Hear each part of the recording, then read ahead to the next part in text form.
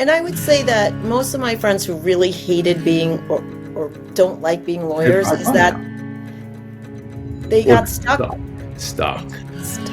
in an area of law that they didn't like, Yeah. and they were making good enough money, Right. and they stayed, Yeah, and that's like a poison in our profession, and it can happen. And maybe it's a poison in any profession. Maybe the person who's doing colonoscopies doesn't really want to do colonoscopies, but they've been doing it for 20 years and they are making good money. But I mean, I think the practice of law can be like that. And if you find yourself getting put into a corner that you don't want to be in, get out. Welcome back to the Mighty MERP podcast. Melissa Rosenblum, criminal defense attorney from Atlantic City, will be hosting Rich Lomurro, a personal injury attorney from Freehold, New Jersey, and the Lomurro Law Firm. You can find out more at lomurrolaw.com. Goodbye, Tom. He's still listening. First of all, I want to say I love that you got the Dress Down Friday memo. Yeah, I mean, there was no way I was wearing a suit on Friday unless I have court, and I didn't have court, so. I was at the jail today, so there was no way I was wearing a suit today either. Is that a rare occasion for you? So yeah. I try to go to the jail at least once every 2 weeks, which is always hard to do. I do not wear suits to the jail because you have to then dry clean them. And although I wear professional clothes, almost every day because I'm in court, I do not dress in a traditional suit like men do. I wear a lot of dresses and a little bit more funky. I think women can get away with it more. Yeah, you can have more fun. But I 100% appreciate what you're saying with the jail. It feels like there's a layer of something on everything there. So if I can, avoid wearing something that I'll regret, have to clean, it's a lot easier just to wear some dress down stuff to the jail. I wasn't like that when I was first practicing. I was like, I gotta wear a suit. And then I come to realize when you go into the jail, there isn't some nice courtroom that they put you in. You're in there in the pod with your client, sitting on the stool that's covered with the film I described a minute ago. So I don't have to wear a suit to jail anymore. There you go. So Rich, tell me about sort of your origin story, where you went to law school, the type of law you practice, and all the power that you have at Lomurro Law Firm, all your fancy titles and all. Sure. So I'm a legacy in terms of the law because my dad is a trial lawyer. So I grew up in that world. And I guess the best way I could put it is my dad was a really happy guy. And I said to myself, well, he seems to like what he's doing every day. And I admired what he did. He seemed to have a feeling of purpose. And he still does. He's 72. He still comes to the office. He loves being a trial lawyer. Specifically a trial lawyer. Mm-hmm. Okay.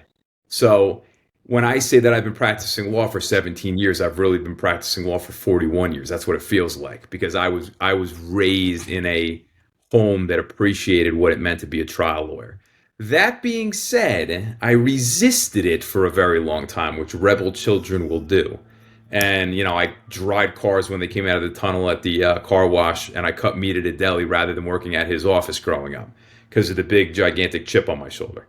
But after I went to college at Seton Hall, go Pirates, I went to Widener Law down in Delaware. I did all the, go Widener. I did the Trial Advocacy Honor Society down there, and I was trying cases against other schools in Philadelphia and stuff like that. I took to it. It felt right. Felt like it was what I was good at, and I enjoyed it. I then went to Temple University and got a master's degree in trial advocacy, which we can call an overachiever. So that was an additional stage of learning how to try cases through school. But cutting my teeth wise, again, back to my father, giving him credit, he had us do public defender work for a very long time. And that is where I really learned to hone my skills in the courtroom because I was trying the hardest cases with the most challenging clients, going to the places that people have a hard time being in, like the jails. And, you're going to be tried in a way that you'll never be tried in other industries. I feel like doing public defender work. So right. I did. And Did you work at the public defender's office or were you taking pool cases and handling public defender clients? Okay, so I was taking pool cases, handling public defender clients, but I also served as the municipal public defender in Howell Township and Freehold Borough for like 6 years. So Right. that was, so you say 2 sessions a week in Freehold on Tuesday, and then 3 sessions with Howell. And then I was doing like tons of DWI trials and stuff like that. It's kind of like rapid fire in municipal court, whereas the pool work was longer, more high level offenses. Right. Well, I always tell people, I tell young attorneys all the time that the best training ground in learning is at any public defender's office. And I Yeah. Yeah. I started in Philadelphia at the public defender's office there, and you're training for about 2 years before you even get a jury trial, and handling municipal court lists that have anywhere from like 35, 50, 70 cases. If it had more than 50, you usually split the list. So you really learn how to try cases. And then when I came to New Jersey, I was working with another attorney who I later became a partner with, but in order to build up my own caseload for about 5 years, I did do pool work. Sure. And it was an amazing way to be able to try cases because, you build a name as somebody who can effectively advocate and fight cases that later the clients will come back and pay you. But you need to Yeah. create. Especially for what I do mainly now, which is personal injury, I have 17 years of clients who send me work. So the public defender client who I represented in 2010 may have an uncle who gets hit by a car. So it's ended up, you really, if you have long-term vision, you can generate a lot of work from that type of volume that you get at the public defender's office or anything like that. Right. And you switched from criminal to doing all or mostly personally for you. I know your firm does a little, which I Yeah. was about to get to in a minute, a little bit of everything, but you're handling mostly personal injury. Mainly personal injury.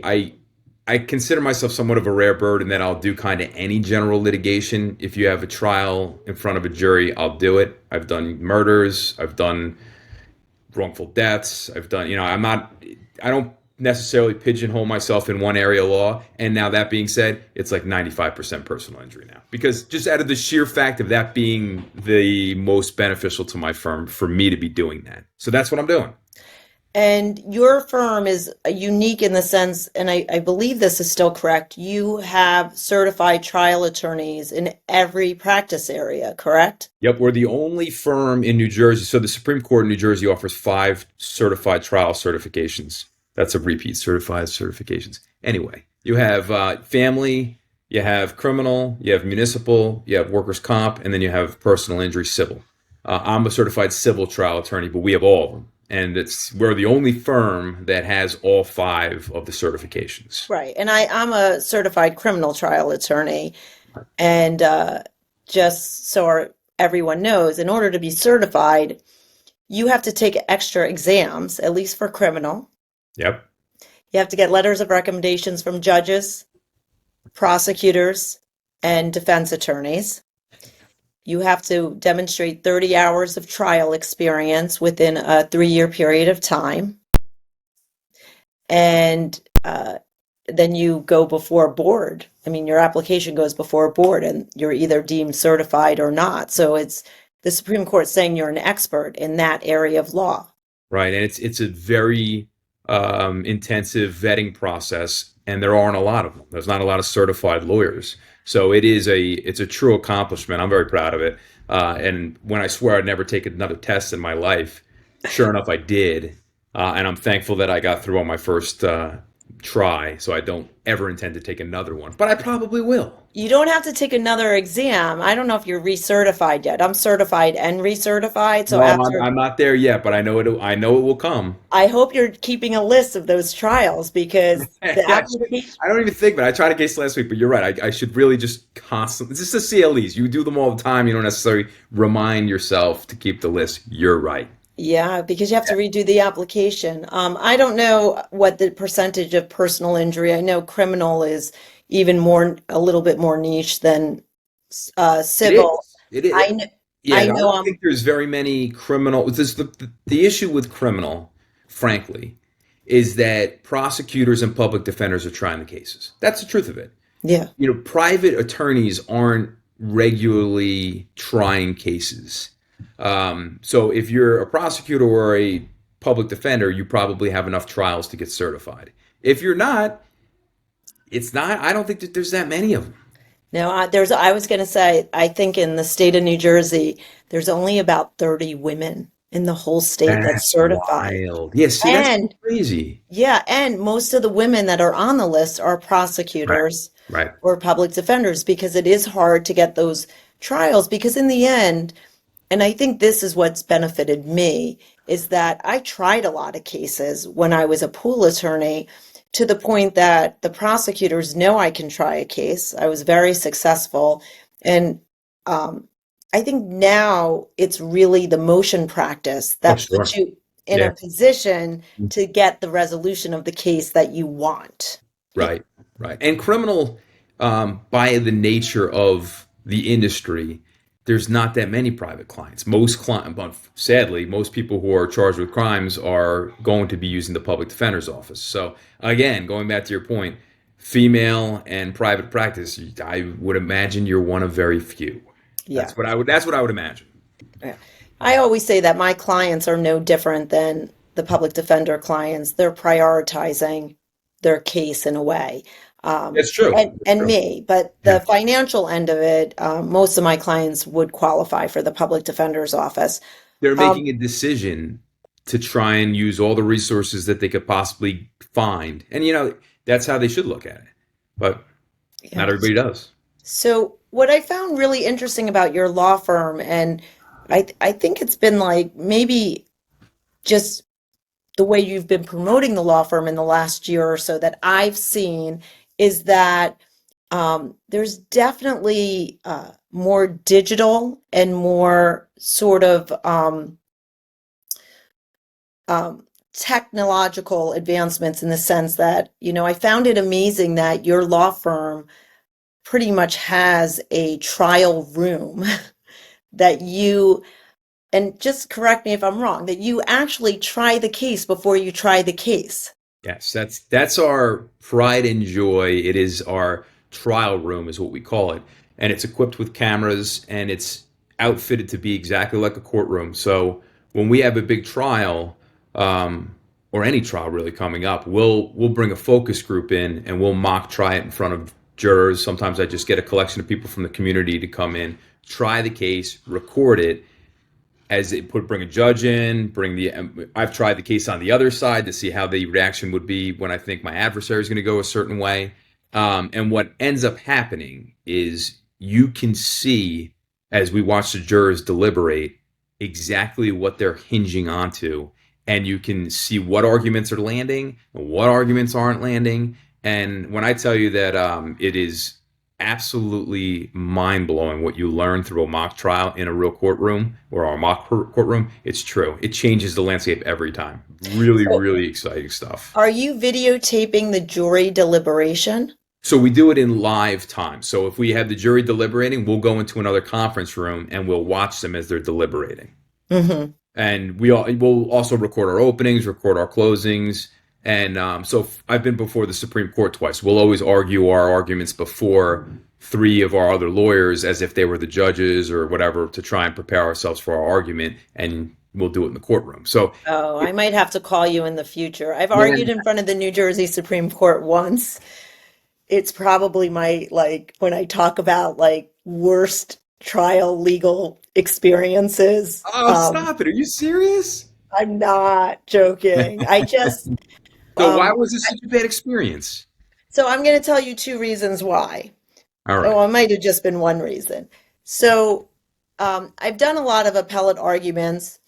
I never argued in front of the Supreme Court before. I think the panel just being bigger was a little intimidating. Yeah, it's weird. It And stretches super long. and I will say that um, I talked to two people about how to start the oral arguments. One was a friend from law school who was an appellate attorney in Delaware. So she argued in front of the Supreme Court of Delaware all the time. Oh, it's And she sure. said, this is how you should do it. And then my partner said, you should come out really aggressive and blah, blah, blah, blah, Guns blah. blazing. That was not the way to come out at all. So I think that I started in a way that did not help me in front of the court. Yeah.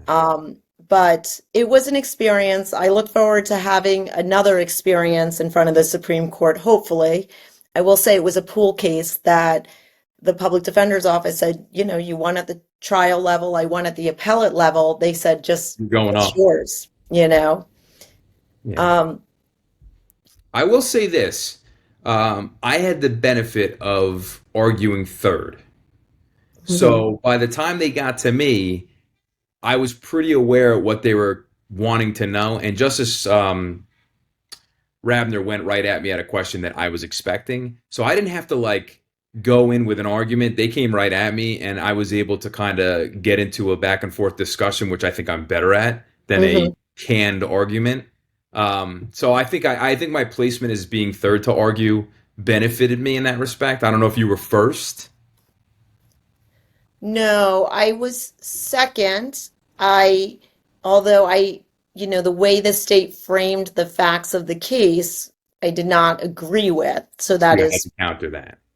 so, um, but it definitely is a different style Oh yeah. than motion practice or trial I don't think practice. there's anything like it. I think appearing before the Supreme Court is uniquely intimidating, and that was one of the reasons I was so happy to have prepared the way I did, because we did mood arguments many times before. So when the exchange came, I knew exactly where I was going. Well, I mean, I think what you're doing is, amazing service to your client because the idea of practicing at that level and having other, I mean, they're obviously not Supreme Court justices, but they're intelligent lawyers. They're lawyers that know the issues and they're shooting questions at you in a manner that, you know, you can't, you can know some of the issues that are going to come up, but you're literally practicing. Oh, I forgot to remove the office phone. Let's see if my staff pick up. They got it. Oh, the dog's in now. We got the dog. The dog is in. This is Brody. So, yes, you're 100% right, but I do believe it's a great benefit to the clients. There's also one huge advantage for the clients, and that's that we get to put them through the process of a trial or them through a direct examination, or I'll cross them a lot of times. And when I cross them, it helps them understand how much credibility is important in their direct. Correct. So they And can't how get much? loose. Sometimes they want to get loose, and when I cross them, it's like that's what's going to happen if you go there. Yeah. Yeah, And also, even the simple things of the faces you make in response to, 100%. and, Your you know, mannerisms, the way you're presenting, and then they can see that and be like, "Oh, okay." So, and it been, I'm not kidding. For the trial we did last week, we probably did the direct 4 times the week before. So when it was time to do it in the courtroom, it was like exactly how we wanted it to go. so when you say you're bringing in a jury or you're bringing in a judge, Mhm. are these volunteers? Are these people that like, I'm just curious how you're able to replicate. We can't get people to do jury trial. Uh, Right. So the answer to that, you're 100% right. People aren't just going to walk and say, "Oh, that sounds awesome." I put this is as clean as it gets. I put it on Facebook. We'll pay you $100 and buy you lunch. Come check out this mock trial. And then what ends up happening is they end up being super interested, and the experience is something that they want to do. So we've had a couple people come back and serve as jurors more than once, but I'll just put it out to my network in social media, and I've never had a problem getting jurors. In terms of judges, I use a retired judge. We usually have a retired judge who works at our office to preside over the trial, or a very experienced trial lawyer who can, try and hammer out some evidentiary issues that the lawyers may be trying to understand, but also give a feel of genuine authority to the courtroom.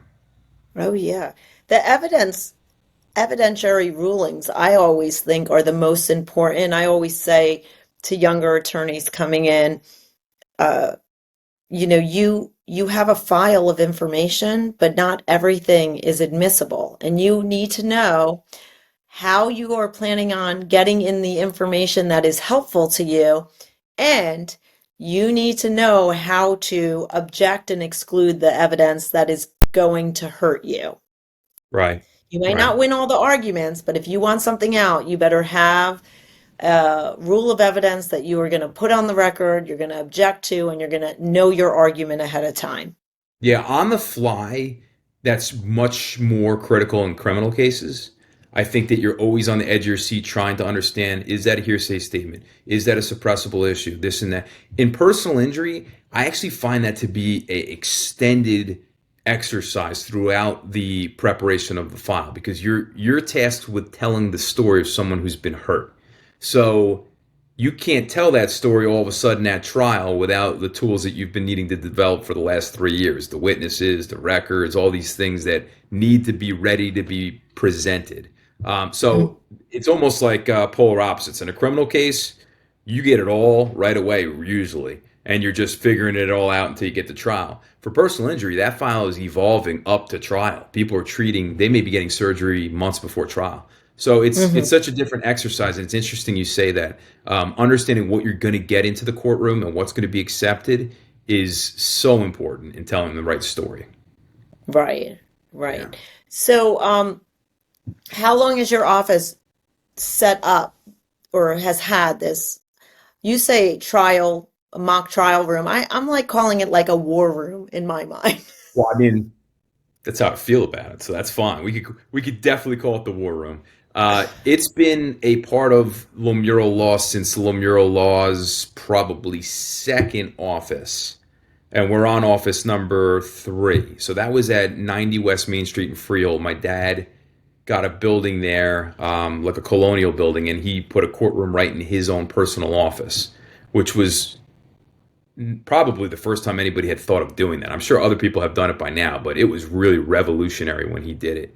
And ever since, no matter where we've gone, grown to corporate complexes, we have a trial room, and the one we have now is it's beautiful. It's worth coming to take a look at, and we use it every day.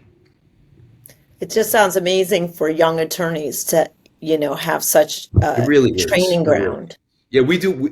But like you're saying, training, litigation meetings, the young associates are in there. We're just constantly using that room, and especially as we don't go to court as much anymore. Nobody goes to court anymore, right? Maybe criminal practitioners there a lot, but you go to court. It drives me nuts. I can never get in a courtroom ever. Oh, I'm in a courtroom. So today was the first time in like 2 weeks that I did not have a court appearance, I'm even via surprised. Zoom or in person. I didn't have Really? anything. I'm very common to Zoom, but to be physically in court, besides I tried this case last week, other than that, highly unusual. Yeah, the other thing, because I do domestic violence Oh yeah, restraining those are orders, fast. Yeah, you're in for those. yeah, those are in person and they're fast. Well, the practice, criminal practice, and what you're doing, I miss a little bit of it. The urgency in that is a completely different type of practice of law. What I'm doing now with the personal injury stuff, when a client comes in, I say, get ready to know me real well because we're going to be together for a couple of years. It Yeah. just doesn't move fast. The most catastrophic case, even if you think that it's cut and dry, it ain't going to end for a couple months or a year or 2 years. Right. Well, I do say to my clients, especially the more complicated cases, that, Yeah, I have homicides, murder charges, manslaughter charges, and um, those do take a long time to percolate and be ready. So, um, you know, th I have so many people that want it done quickly, and I'm like, criminal law is not like that, but we do go to court a lot I for think that updates on it. you're hitting the nail on the head. Our judicial system, sadly, is not designed to be fast. And this, you'll have a lengthy, I had a quadruple murder. It probably took 5 years for it to go to trial. It took forever. Now it was juvenile to adult, Hmm. all that other stuff. But between A and B or C and the finish line, you're going to go to court a ton of times. Right. Every status conference, you're probably in court. Oh, yeah. Mine, it could be 3 months before I have an update with a court on a PI file. Yeah. Yeah. So I don't handle any personal injury. I like to stay in my lane, and my lane is criminal. And Sure. I think domestic violence cases, restraining orders, which actually happen to represent more victims and plaintiffs in that, it's the same idea. There's police involvement, there's quasi-criminal elements, aspects to it. Sure. But so I guess what I would ask you about the firm is what you have is so unique, and yet, I think it's about 80% of New Jersey's practitioners are solo or small law Yeah, firms. that's true. You're right. And so my question is, what would your suggestion be for trial attorneys? Your firm, I mean, you're not a large firm, but you're definitely not a small firm. I would consider you a pretty Mid-sized. Yeah. pretty standard mid-sized firm. But, I'm a I was a solo practitioner for almost 5 years, and I now have an associate. I do have a staff of, paralegals helping us, but we're a two-person law firm. I'm not putting a trial room in my Right, office. right, I right. might call you in the future when And we I do need a that. trial Yeah, room. we've had people come in and ask us if they can use the room. I've had professionals outside of our industry ask and say, look, we're trying to have this realistic setting for something we're coming into, and it looks like something we could use. So I love to share our resources, and it's not uncommon for people to come in. To your point, though, you're right. 80% of practitioners are 1 to 3 people shops, right? Lawyer shops. We're actually in Monmouth County. We're spearheading a mentorship program that the goal is to allow those people to reach out, even people who are 8, 10 years out, who just may not have the same resources as a mid-size or a large-size firm. And we're trying to provide those resources because it betters the whole practice. It betters the whole bar to have those resources. Because you may have somebody who says, oh man, I've never done that type of case before, and they can't knock on the door next door. I know. So I think that that's so true, and I hope people think to ask other people who may have that knowledge. Well, I think even when you have been doing it a long time, I've been practicing 26 years, I still need to talk out cases with All the time. All the time. other experienced attorneys. I have to, Yeah. I have to break it down and make sure that I'm not missing anything, and that, that sometimes crazy things happen, which I'm going to ask you in a minute. Mm. And, when those crazy things happen, I call someone to say, listen to this, because, I think the best attorneys are talking to other attorneys about, No, that's why we have litigation meetings. We go through 10 lawyers in a room digesting issues about a case, and it's amazing what people think of. And I'll admit right now, I've been doing this for 17 years. I'm a certified civil trial attorney. I've been before the Supreme Court. I always am curious and need help on cases. Always. We have a hard job. It's a hard job. And there's right, stuff that we're not thinking of. And it even goes as far as like lifestyle things. There's things that I just don't know about. And people can help me understand different vantage points. right. Well, you're going to come from it from your perspective. And Right. so there Yeah. are cases that, I mean, even picking a jury, you need to have a conversation about, do we want women, more women? Do we want more men? What do we think of, you know, um, how people are going to interpret the case? I had a case with prostitutes who uh, they were only convicted of the theft, but they were charged with a robbery of John's, and then the question is, who did we want on the jury? And we talked to a lot of people. I talked to people when I was getting manicures done. I talked to Yeah. people, Dressers. Oh, yeah. That's the people sometimes you need to hear from. right? And Right. do you feel bad for this John, that, Mm. you know, Yeah, I'm fortunate to have a lot of friends who aren't lawyers, and they remind me all the time of that. But I do bounce stuff off them, and I get a different opinion. right. Yeah. So I'm going to change back to an earlier conversation that we were having about your dad being an attorney and being such a big influence and sort of pushing against it initially. I did. I did. And how old were you when you decided that I actually do want to be a lawyer and I'm gonna go this route even though I fought against it? So that's a good question. And I have come to grips with the fact that I think I always wanted to be a lawyer. Like I liked those movies growing up. I thought those were the interesting stories. But I was pretty sure I wanted to like do my own thing, be my Mhm. own man. So after college, and I go to law school, after law school, I started applying to other firms. And to my dad's credit, he calls me Moose, by the way. He's like, Moose, do whatever you want to do, man. Go explore. I clerked for a judge in Chancery Division, Judge Todd down in Atlantic County too. So I was searching. I was searching. And I will tell you that when I was interviewing after that, one of the guys who I was interviewing with was so honest with me, and I appreciate it to this day about what he said to me. He said, Rich, your dad is an outstanding lawyer. Your dad is someone who we all respect and love. And in 3 years, you're going to realize you want to practice with your dad. So why would anyone hire you now when we know where you're going in 3 years? And after that interview, I like immediately swallowed my pride and I was like, man, I do love this guy and I do realize that he's kick ass at what he does, and it's okay that I go there and learn from him as opposed to making it on my own. For some reason, that was the moment. I don't know why. It just was. And Yeah. then from then on, I was like, man, I'm in Lomurro law. Let's go. Yeah. So I am getting a little bit of the parent perspective on this right now because I bet. Yeah, you probably are. I have a 23-year-old who I'm gonna brag about, graduated magna cum laude from SUNY Binghamton. Oh, look at her. Her, Look at her. and she knew she was taking a gap year um, because I'm a terrible mean mom and said that they were going to have to, my kids had to pay for graduate school, law school, whatever their next step was. And just in my defense, so people feel bad for me, I have 4 children and Oh, I have jeez. 3 kids in college right now. Yeah. You're not Three. retiring. I'm never retiring, ever, Yeah. ever. I love what I do. I love what I do. I love what I do. So Funny. she thought she wanted to go to law school, and she's been working at my firm. And after a clerkship with the court this summer, she decided she does not want to go to law school, um, and she wants to go get a master's in social work. And I am very proud of her. She wants to.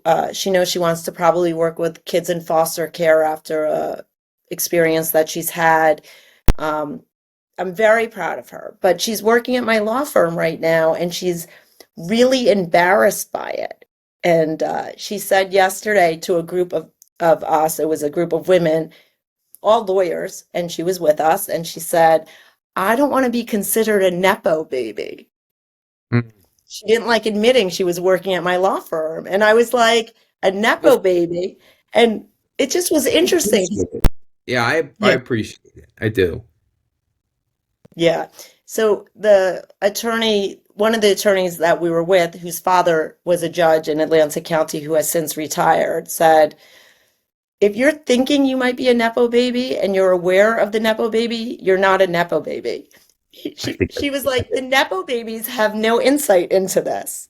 They, yeah, you're right. And it's interesting you say that there's a tendency for legacy lawyers to either take it as seriously as humanly possible and go as hard as they can because they believe in it, or the polar opposite, which is the door was open for me. I'll just, do whatever I want to do. But I see legacy lawyers really performing well if they embrace what it is that the responsibility and the gift that they've been given. Because I feel that's how I feel about it. I feel like I was given this super training that other people didn't have the benefit of.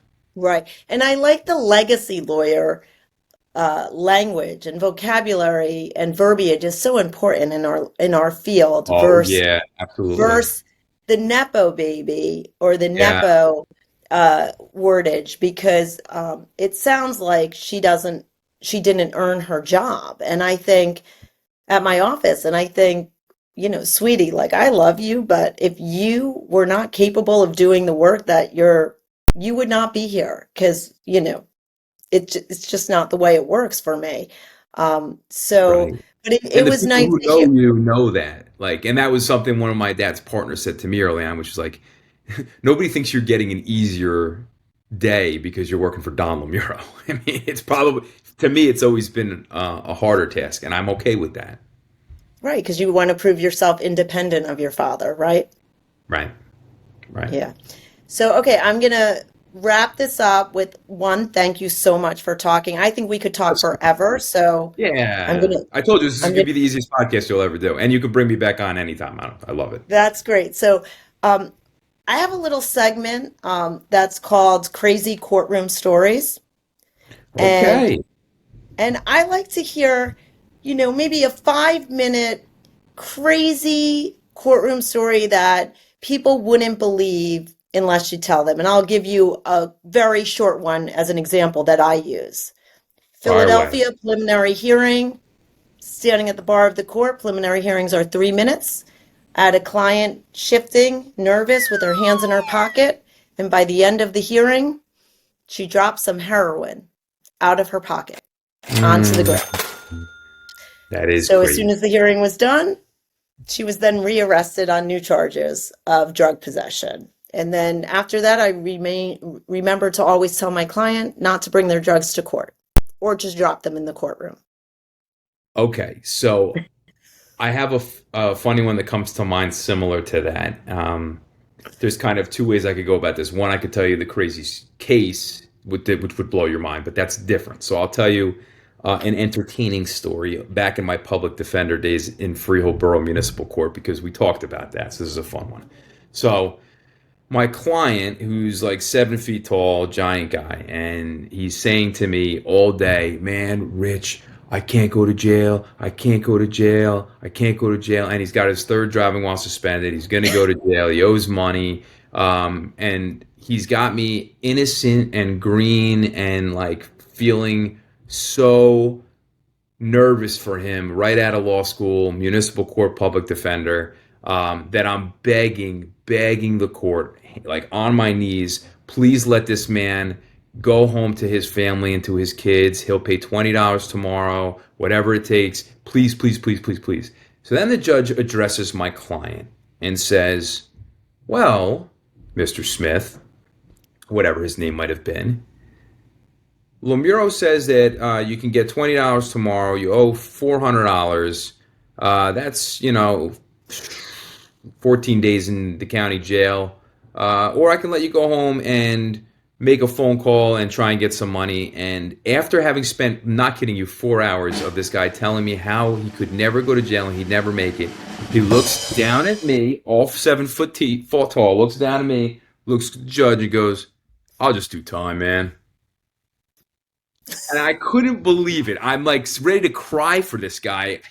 So I wouldn't call that the craziest story that's ever happened to me, but that emphasizes kind of the whole public defender experience that I had, which Yeah. was I was bleeding heart on the floor for these people. Yeah. So I told Tom this story, and I'll finish it with you. I had an actual trial in municipal court in Philadelphia, and it was like a inappropriate touching type Oh, case, yeah. misdemeanor.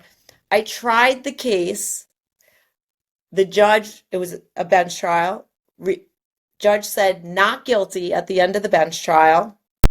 And afterwards, my client says to me, you know, you should think about going to law school. Yeah. You'd be a really good attorney.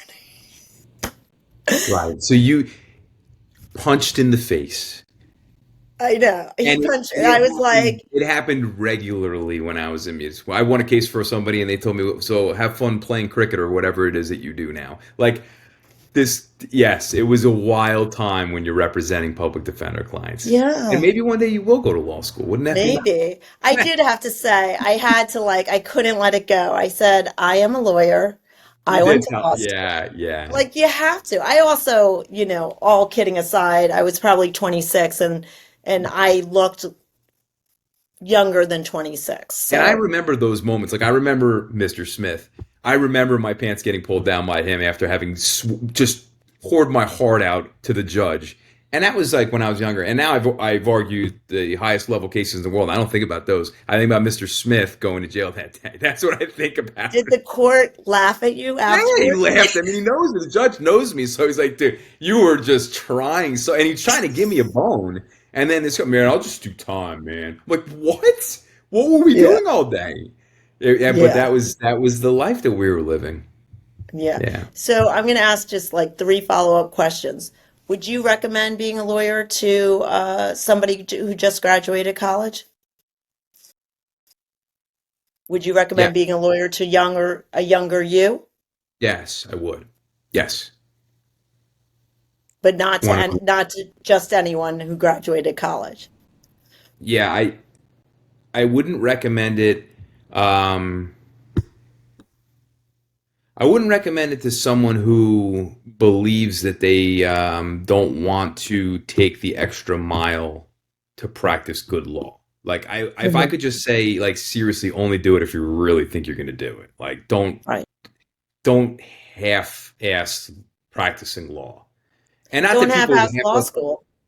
Yeah, I just wouldn't encourage it as a career for somebody who's not passionate. If you're passionate and you dig it and you were like I was, like those were the movies you like, those are the things that you enjoyed, then do it. But if you're not, don't. Yeah, I agree. What I would say is if you're not sure, if you're not 100% in, then Yeah, don't go. It's a lot of I money, agree. don't go. Um, and then you seem like me. I really like what I do. Yeah, I'm tired at times. I work really hard, but I like what I do. I will say I have a lot of friends who do not like right. what Right. But they I think that that's apparent. Like, it's my clients know that. When people come to see me, like, it's pretty obvious that I believe in what I do and I'm good at what I do and I'm passionate about it. And if you are not, you may be able to practice law, but you're never going to generate big. You're never going to get, like, really, maybe the result is here for the average. You really want up here, right? Right. So, and I think that like oozes through when people talk to me. I think it oozes through when people talk to you, and you know it right away. It's not like you can't fake that. I don't think. No.